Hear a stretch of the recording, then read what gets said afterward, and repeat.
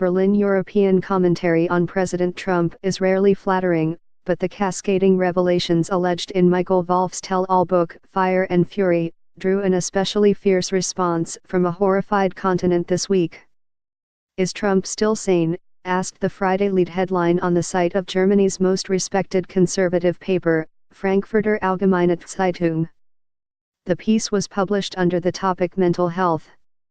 Meanwhile, British readers woke up to the Times of London's main front page headline that also wondered about the president's stability, Trump's mental health questioned by top aide.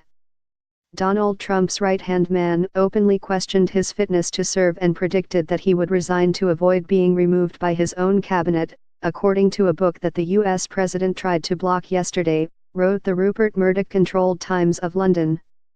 Tomorrow's front page, Trump's mental health questioned by top aide. Tomorrow's papers today. pic.twitter.com/me0d6nkm0s. The Times of London, at that Times, January 4, 2018.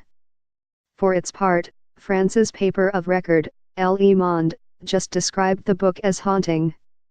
Trump has never been too popular in Western Europe, with approval ratings in many countries hovering in the single or lower double digits. But even though disagreement with Trump has almost become the norm here, some of Friday's public responses to Wolff's book still appeared unprecedented. The Times of London and the Frankfurter Allgemeine Zeitung are some of Europe's most renowned news outlets, and both pride themselves with having especially influential readers in business and government in their respective countries where conservative parties are in power. More so than in the United States, European papers frequently mix traditional reporting and editorials on front pages, often helping to sway public opinion, and by extension governmental strategy, as well. A degree of skepticism over the mental health fears prominently featured in Europe on Friday is certainly warranted, especially given that my colleagues have pointed out several possible flaws in Wolff's book and previous accusations against the author over alleged inaccuracies in his reporting. Trump himself has pushed back hard against the book, describing it as full of lies, misrepresentations, and sources that don't exist.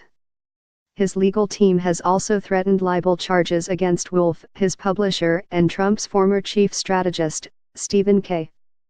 Bannon, whose no-holds-barred remarks are prominently featured in the book.